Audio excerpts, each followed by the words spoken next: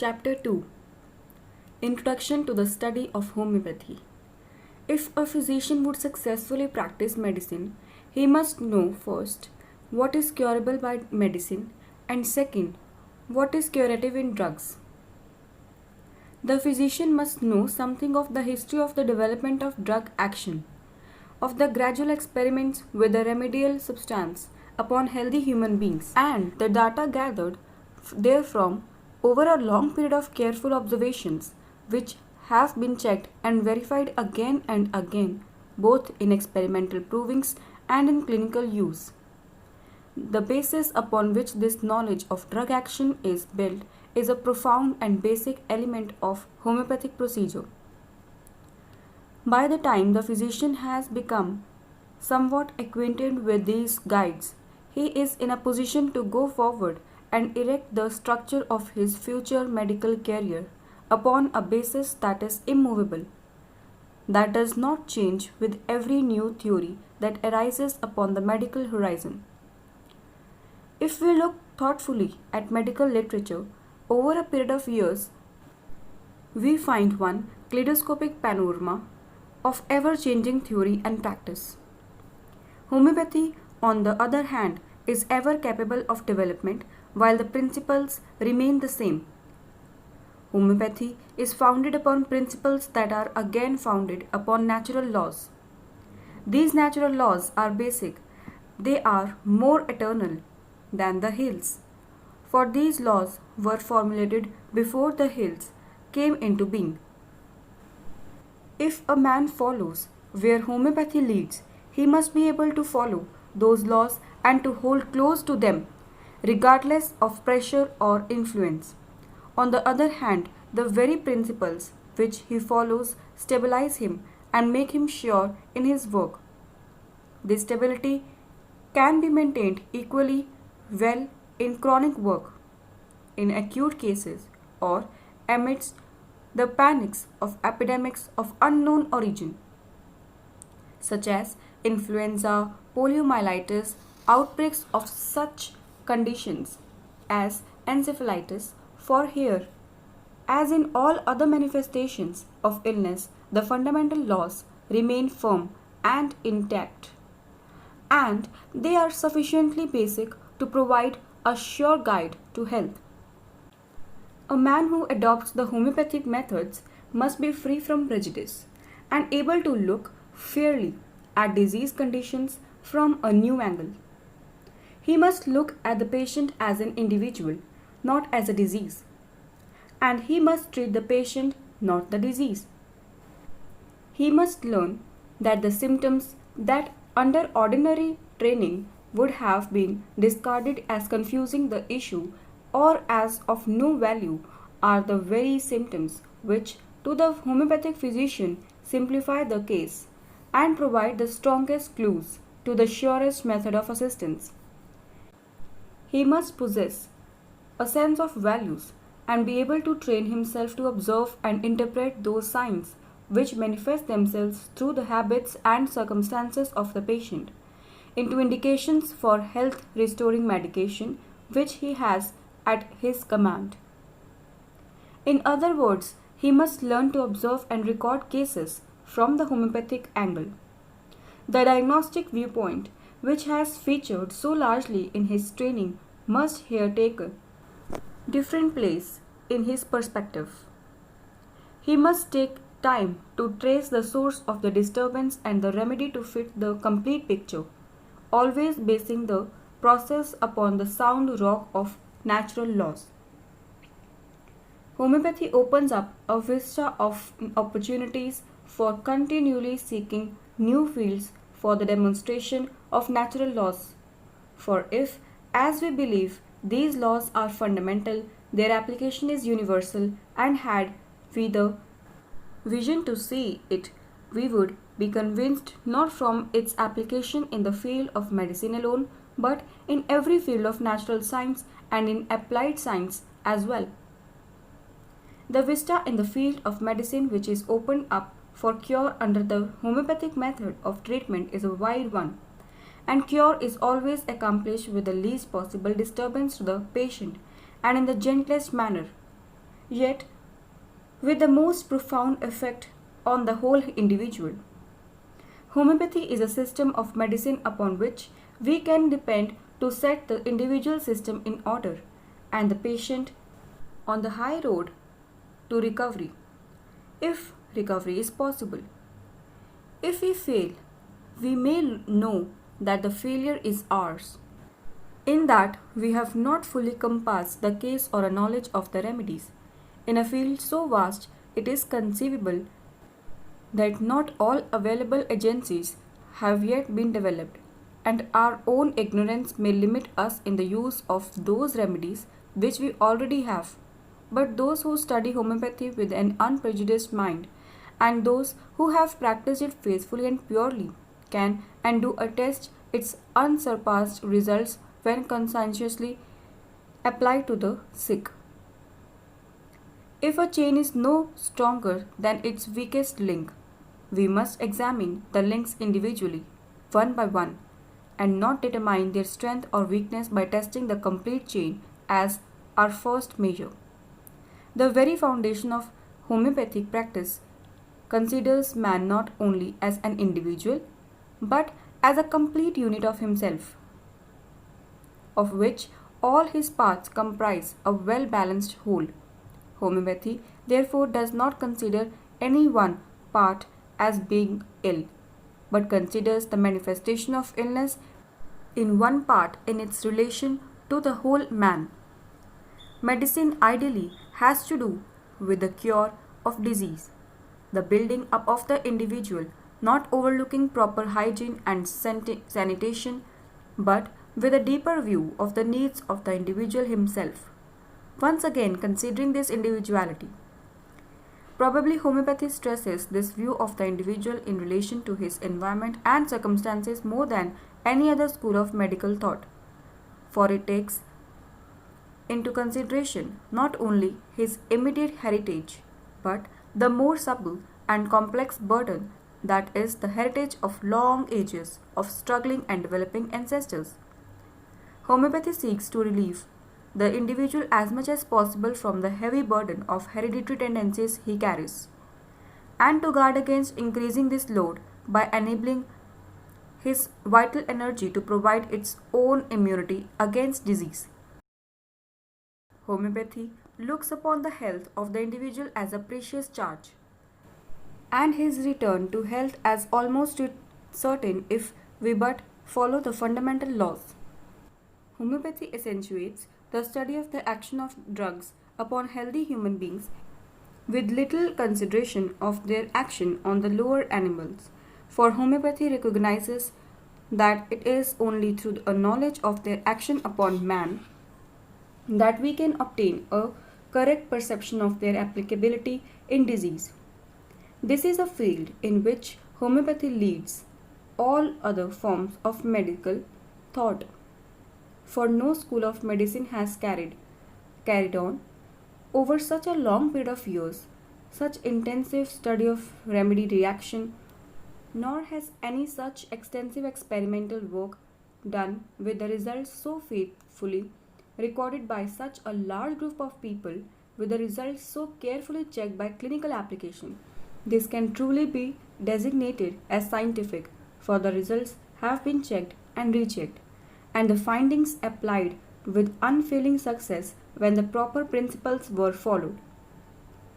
The generally accepted concept of homeopathy is that it is concerned chiefly with the law of similars. Indeed, the encyclopedia gives as the definition of homeopathy that it is a system of medicine based upon the law of similars. While for a concentrated definition this might serve, yet there is much more to homeopathy than the law of similars. For it would be very incomplete did it not embrace much more than this. It might better be defined as a system of medicine based upon natural laws. We need to get a more complete and comprehensive insight into the scope of these laws. There is danger of making a fetish of a faith in homeopathy by accepting wonderful results where a proper understanding of these laws would deter us from attempting the use of homeopathy. Sometimes, even without a knowledge of these laws, we obtain wonderful results. It is true, but we often fail by not carrying out the teaching of Hahnemann to remove the cause of the disease where it is manifestly a mechanical trouble. Again, in the class of diseases where malnutrition results from lack of the proper foods instead of the lack of power of assimilation, homeopathy cannot be expected to take the place of proper elements in the diet. On the other hand, in the field of therapeutics, by curative medicine, there is no other absolutely curative assistance. Here, homeopathic laws reign supreme. To confuse the scope of each of these fields makes for misunderstanding and failure. Homeopathy considers the morbid vital processes in living organisms which are perceptibly represented by symptoms irrespective of what caused them. Homeopathy is concerned only with disease per se, that is, in its primary functional or dynamic aspect, not in its ultimate and so-called pathological results. With these, we have nothing to do. These are not in any sense the disease but are the results of disease conditions. Therefore, we must distinguish between the primary functional symptoms which represent the morbid process itself and the secondary symptoms which represent the pathological end products of disease. The gross physical pathology such as we find in gallstones we do not prescribe for, but we do prescribe for the patient, being guided by the symptoms which begin in the perversion of the vital process, which preceded and accompanied the ultimate development of the gallstones. Functional symptoms always precede structural changes. In biology, function creates and develops the organs. In disease, function, the effort of the vital energy to function under adverse circumstances, precedes and develops the pathological states. For the homeopathic physician, the totality of the functional symptoms of the patient is the disease and constitutes the only perceptible form of disease, and therefore the only basis of curative treatment. Symptoms are the outward and visible signs of the inward disturbance of the vital force, which will ultimately produce morbid states, and when these symptoms are removed, the disease ceases to exist. Homeopathy is not concerned with the morbific agents any more than it is with the tangible products or the ultimates of the disease. Hahnemann regarded the removal of all obstacles to cure as absolutely essential before he attempted to proceed to the selection and administration of the remedy, which was homeopathic to the symptoms of the individual case, by which alone the cure is to be accomplished. We thus focus our attention upon the individual and purely functional side of disease, upon disease itself, where we can perceive the sphere of homeopathy. Thus, from this view, disease is a constant change of functions and transformations so long as life lasts. We are here dealing in the realm of pure dynamics. This field is the field of disordered vital energy, and therefore disordered vital expressions and functional changes in the individual patient, irrespective of the name of the disease or its cause, and is governed by the laws of motion in the vital realm. It is in this sphere that vital functions act, in the realm of the laws of mutual action. Action and reaction are equal and opposite. In his Organon, paragraph 6, Hahnemann says, the unprejudiced observer, well aware of the futility of transcendental speculation which can receive no confirmation from experience, be his power of penetration never so great, takes note of nothing in every individual disease except the changes in the health of the body and mind, morbid phenomena, accidents, symptoms which can be perceived externally by means of the senses. That is to say, he notices only the deviations from a former healthy state of the diseased individual, which are felt by the patient himself, remarked by those around him, and observed by the physician. All these perceptible signs represent the disease in its whole extent. That is, together they form the true and only conceivable portrait of the disease. Disease itself is impossible of observation. We only see and record the effects of disease. We can only record the symptoms. Disease is as elusive as thought. We are utterly unable to discern thoughts, save such as are transformed into acts. So we only recognize disease as it is made manifest in symptoms. The inner expressions are dynamic in nature, their outward expression is functional.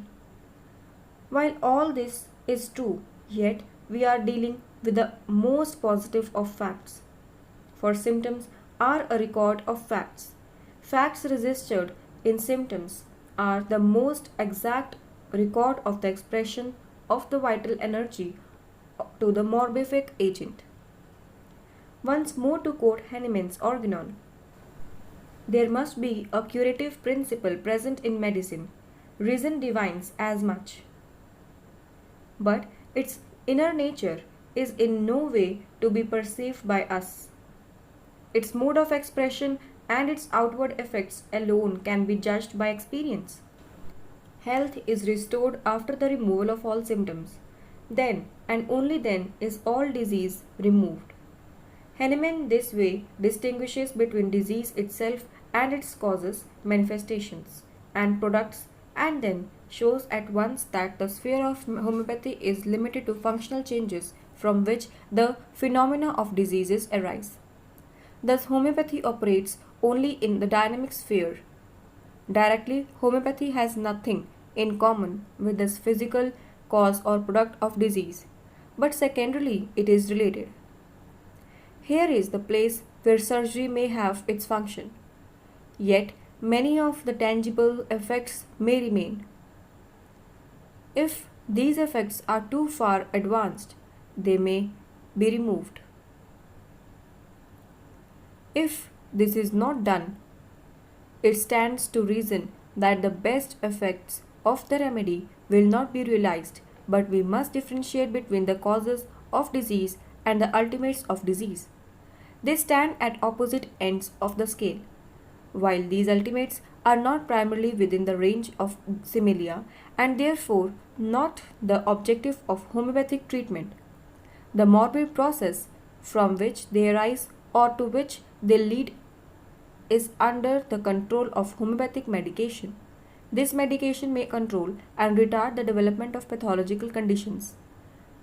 Thus, tumors may be retarded or completely arrested, and absorption increased, and finally the disappearance of the growth. Secretions or excretions increased or decreased, ulcers healed. But all this is secondary to the real cure, which takes place solely in the dynamic sphere, restoring the patient to health and harmonious functioning of his whole being by the dynamic influence of the symptomatically similar remedy. As Stuart Close has well said, the real field of homeopathy is to those agents which affect the organism as to health in ways not governed by chemistry, mechanics, or hygiene, but those capable of producing ailments similar to those found in the sick. Finke has shown that in the development and growth of child, much can be done to make this symmetrical, for it closely related to the laws of assimilation. Here the laws of similia have preeminence, for the child is peculiarly under the influence of the laws of action and reaction as applied to the action of the similar remedy in its development and growth. The homeopathy principle is not used in another field of what might be called extremely emergency, but rather we use what may be called as principle of palliation. As Hahnemann says in the note to paragraph 67 of the Organon, only in the most urgent cases where danger to life and imminent death allow no time for the action of the homeopathic remedy, not hours, sometimes even quarter hours and scarcely minutes. In sudden accidents occurring to previously healthy individuals, for example, in asphyxia and suspended animation from lightning, from suffocation, freezing, drowning, etc. It is admissible and even judicious at all events as a preliminary measure to stimulate the irritability and sensibility, the physical life, with a palliative, as for instance, gentle electric shocks with clusters of strong coffee, with a stimulating odor, gradual applications of heat, etc. When this stimulation is effected, the play of vital organs goes on again in its former healthy manner. For here there is no disease to be removed, but merely an obstruction and suppression to the healthy vital force. To this category belong various antidotes to sudden poisonings, alkalis for mineral acids, hypersulfuris for metallic poisons, coffee and camphor and ipecacuanha for poisoning by opium, etc. Even in emergencies, however, we may find the indications for the homeopathic remedy just as clear-cut as antipathic means would be. And if we can read these indications, even here the action of the potentized remedy will be more rapid and far more gentle in its restorative powers than would be the case if stronger measures were taken. Thus, in such conditions as asphyxia, shock from various sources, and even from the ingestion of poisons, among many other so-called emergencies, homeopathic remedies in skillful hands have saved lives with almost miraculous speed and with the happiest of results. The indicated remedy works with exceeding rapidity, and we dare not put a limitation upon its restorative powers. It is well to obtain this clear view of what is before us and face candidly the true place for the practice of the healing art, that we may become true physicians. And to stabilize still further, let us look at what Carroll Dunham called the scientific reasonableness of homeopathy. Homeopathy has been developed through the inductive method of reasoning. Not only are the conclusions of homeopathy consist with its assumption, but they are founded upon truth, for homeopathy as a method is drawn logically according to the strictest rules of inductive generalization from data derived from the closest observation of facts and experiments. All the processes from the proving to the curative prescription are controlled by the principles of inductive reasoning. Funk and Wagnall's dictionary defines inductive reasoning as follows. The inductive method in reasoning is the scientific method that proceeds by induction.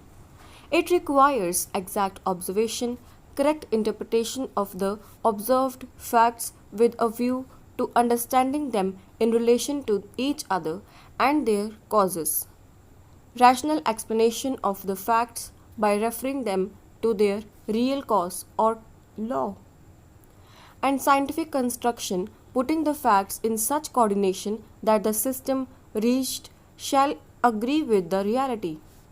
Let us examine the earliest steps taken by Hahnemann in his development of the scientific approach toward the healing of the sick through the reasonable application of natural laws. His childhood training in logical thinking crystallized his keen mind and made him particularly fitted for the task he assumed. In other words, he was early trained in inductive reasoning and he was able to scientifically construct hitherto unknown principles in the care of the sick. First, exact observation. Hahnemann's honest disappointment with the practice of medicine as manifested in the 18th century was the direct result of these faculties of observation and reasoning. His early training demanded of him that he find logical reasonings for the administration of medicinal substances, and that once given, favorable results were to be expected. The chaotic prescriptions of that day left little reasonable grounds for clear cut results, and his observations of the frequent failure of the physician to help sick patients towards cure, or worse still, the rapid decline of the patient in seemingly simple and uncomplicated cases under the best medical care procurable, led Hahnemann to renounce the practice of medicine. He turned to chemistry and the translation of the medical literature as a means of livelihood. In one of these translations, an item on the use of cinchona bark for intermittent fever arrested his attention, since he himself had recently suffered such a malady. His interest was aroused, and his experiments with medicinal substances, which he later called provings, were begun. Here he first caught the gleam of light that led him to an understanding of the reasonable application of remedies, based on the exact observation of the ability of the drug to produce symptoms on the other hand and of the symptoms of the patient on the other. This problem he simplified to a logical basis. Second, correct interpretation of the phenomena produced by the experiments or provings was provided by close study of series of these experiments on groups of people. Thus, the probability of error was reduced through the accumulation of more data, with increasingly exact observation not only of results produced but of possible interposing conditions which varied the results. Hahnemann was soon convinced that the rational explanation of phenomena was the thought hinted at in the time of ancient Hindu sages by Hippocrates, Paracelsus, Stahl, and others throughout the course of medical history, that diseases are cured by medicines that have the power to excite a similar affection. While this thought had been applied occasionally, Hahnemann was the first to insist on the importance of this premise in every case where a true cure was achieved, as he was the first to test remedial substances and classify the results with this purpose in mind. Fourth, with true scientific construction, he applied the principles evolved from his inductive reasoning and the correlating experiments he had conducted. Briefly, then, we find that these experiments had led Hahnemann to give a medicinal substance to healthy persons, to carefully record the effects, which were the production of symptoms of artificial disease, for the purpose of making these substances available for people suffering like symptoms in natural disease syndromes.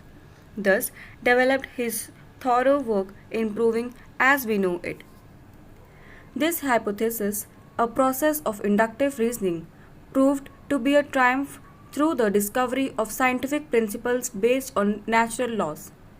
So, too, the principles of inductive reasoning led Hahnemann, through his observation of the effects of remedies administered on the basis of symptom similarity, to the gradual decrease of dose because of consequent drug effects as differentiated from the remedial effects of the substances administered.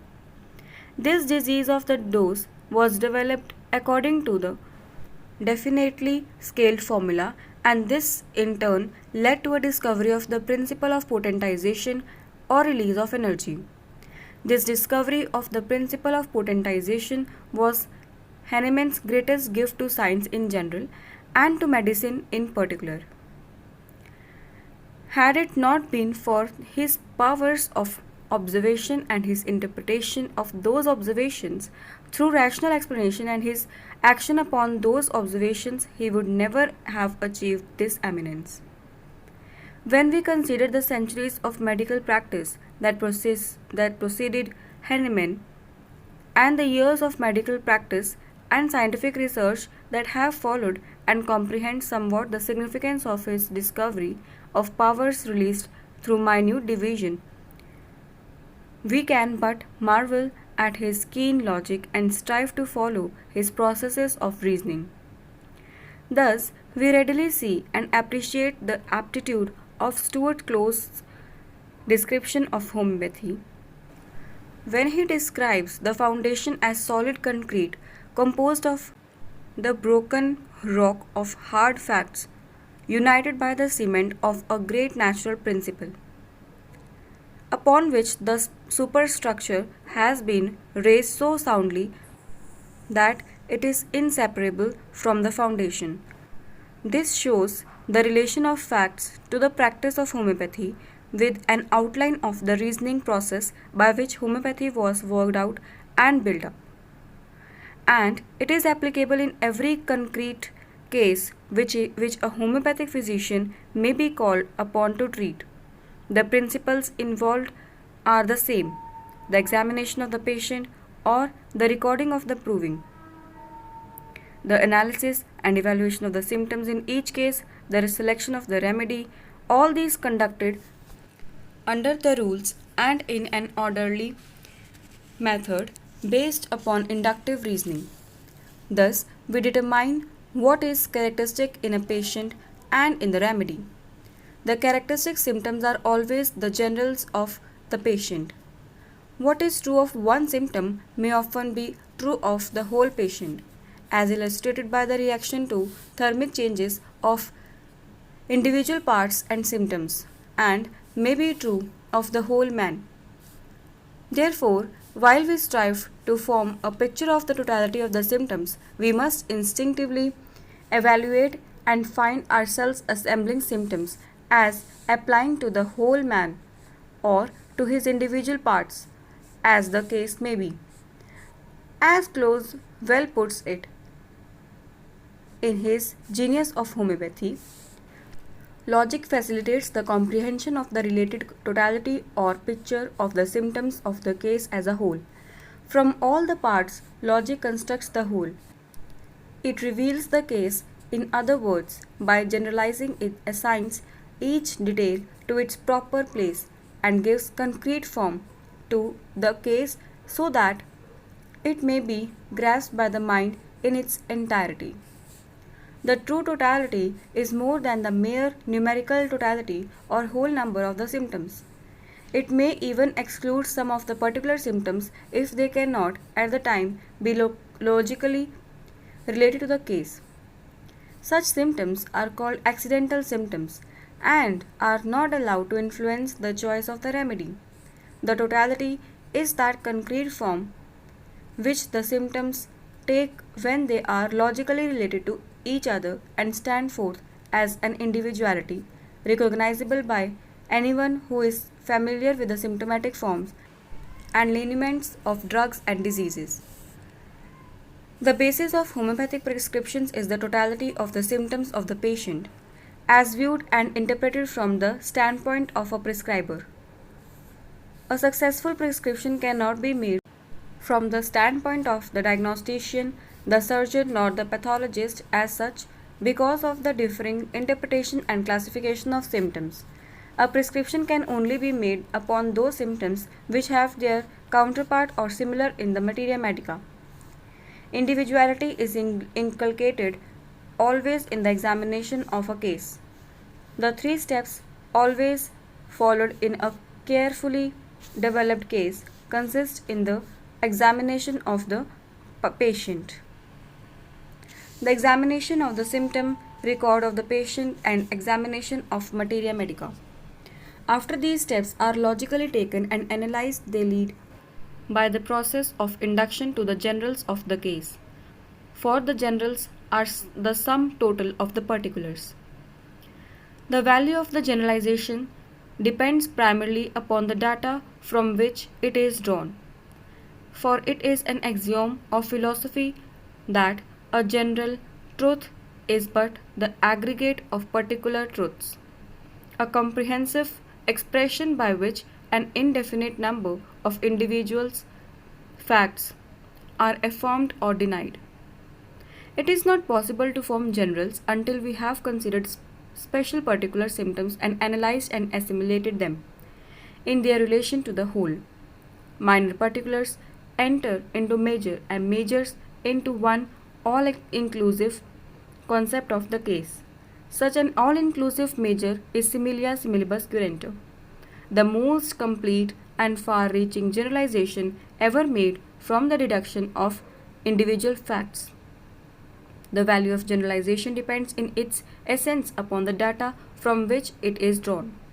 The facts must be both accurate and complete. Where we have many and clear mental symptoms, they are always generals, for they represent the man in the most characteristic sense. Modalities again are always generals, for they are the natural modifiers of the case. Where there are no generals, says Kant, we can expect no cures. The approach to study the case and the approach to study of the materia medica are essentially the same. The materia medica is a facsimile of the sickness. Bonninghausen has shown in his repertory that these aggravations and ameliorations are modalities and therefore rank as generals. Close rates this repertorial work as the greatest masterpiece of analysis, comparison, and generalization in our literature. The attempt to limit the application of the modality to the particular symptoms with which they were first observed has not been successful in practice. So, Bonninghausen's grouping of them as generals was a masterpiece of inductive reasoning.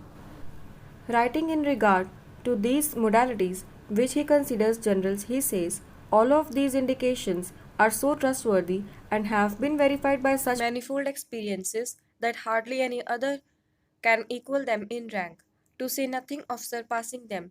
But the most valuable fact respecting them is this, that this characteristic is not confined to one or another symptom, but like a red thread, it runs through all the morbid symptoms of a given remedy, which are associated with any kind of pain, whatever, or even with a sensation of discomfort, and hence it is available for both external and internal symptoms of the most varied character. He arrived at these truths by the inductive study of the facts, and the results were the products of sound reasoning. We see then that homeopathy is more than the law of similars. It is basically a scientific method of healing which is based upon natural laws and developed by inductive reasoning. It is closely allied with the principles of natural growth and development. The whole fabric is summed up in the third paragraph of the Organon, where Hahnemann writes, if the physician clearly perceives what is in the disease in general and in each case of disease in particular that has to be cured, knowledge of disease, knowledge of the requirements of disease or disease indications, if he clearly perceives what is the healing principle in medicine generally and in each medicine in particular, knowledge of the powers of medicine. If, in the light of clear principles, he can so adapt the healing virtue of the drug to the illness that is to be cured that recovery must follow. And if he has the ability not only to select the particular remedy whose mode of action is most suitable for the case, choice of remedy or indicated medicine, but also to choose the exact quantity of the remedy required, the suitable dose, and the fitting period for its repetition. If I say he knows all these things and in addition recognizes in every case the hindrances to lasting recovery and can remove them, then truly he understands how to build up his work on an adequate basis of reasoning, and he is a rational practitioner of the healing art. What must a physician know before he can successfully practice medicine? What is curable by medicine and what is curative in drugs? How can he learn what is curative in drugs? Compare the value of homeopathy in chronic and acute work. How does the homeopathic physician regard seemingly confusing symptoms? In what relationship does homeopathy consider the sickness of local parts? Why does homeopathy not give more weight to the experimentation upon the lower animals? Why do we feel that the knowledge of drugs and their reaction assembled and recorded by homeopathy is truly scientific? What is the larger definition of homeopathy? Answer: a system of medicine based upon natural laws. How does homeopathy regard gross physical pathology? What did Hahnemann mean by removing all obstacles to cure? How does disease manifest itself? How much can we ever learn of disease? How do we treat emergencies such as poisoning, asphyxia, etc.? What do we mean by natural disease? By artificial disease? Thank you. Here is the end of this chapter. If you want more such audio recordings of H.A. Roberts chapters, please do tell me in the comment section, and don't forget to subscribe this channel and must hit the bell icon so that you can get every notification of the new video.